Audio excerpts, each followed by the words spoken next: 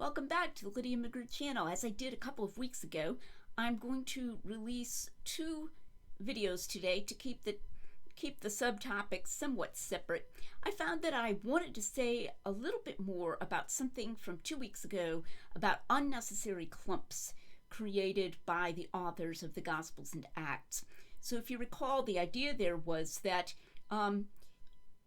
yes, we have places where they needed to disambiguate because there was more than one person by a particular name in a given document. But if they were inventing people, they didn't need to create that problem for themselves.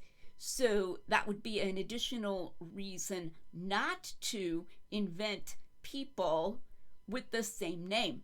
But if it really just was a common name and those people really had that name, then the need for disambiguation arises naturally out of those facts.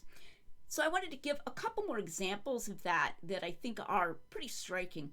I was reminded of one of them after I released that video a couple weeks ago.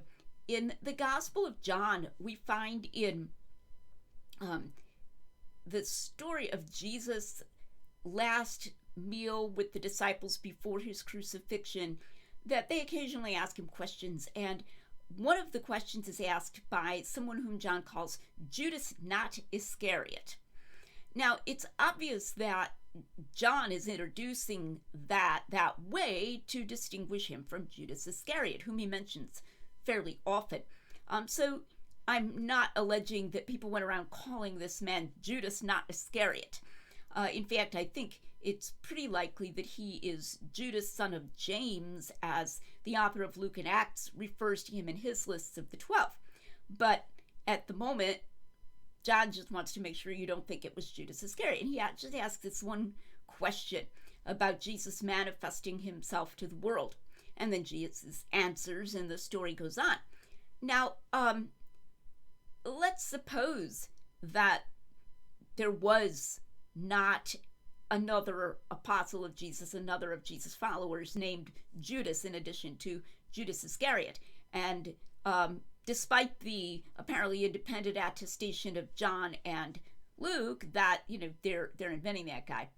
And then let's also suppose that John is inventing this question because he wants Jesus to have a chance to say something, like an invented dialogue. Why, in that case, give the speaking part to someone named Judas and then have to go, oh, not Iscariot? Philip asks a question in the course of that farewell meal in John. If he's going to make up something else, he could give it to Philip or he could give it to Thomas, who both have uncommon names, and there's no one else in the 12 who has those names.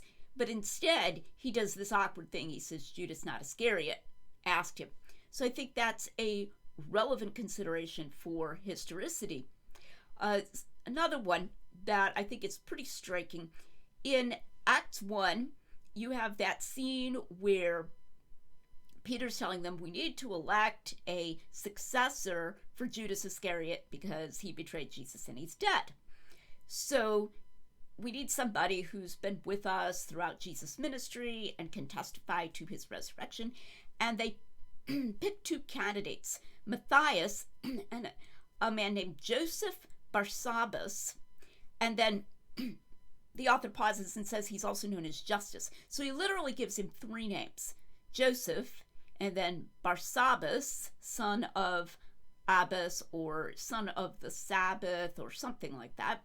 And then Justus. Justus is an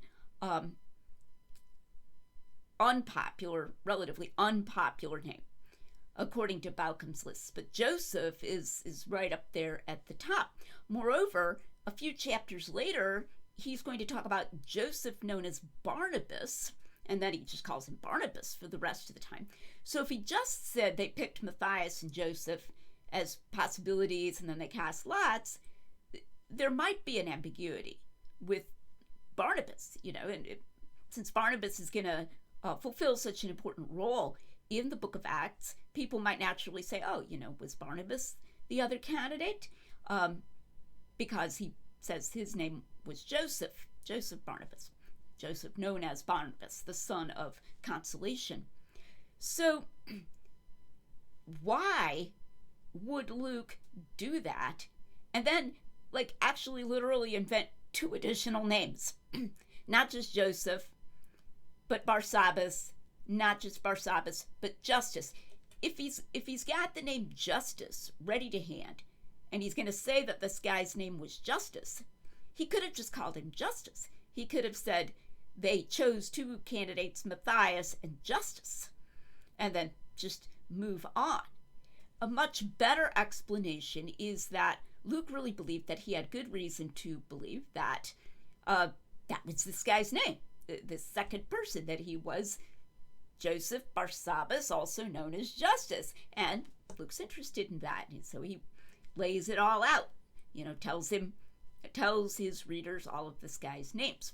So, and he does that kind of thing, Mary, the mother of John, surnamed Mark. Okay, John Mark, later in the book of Acts. So, again, what we find here is that by using the name Joseph within his own document, multiple times he would be creating an unnecessary clump or problem for himself in his narrative if he is inventing these instances or these persons.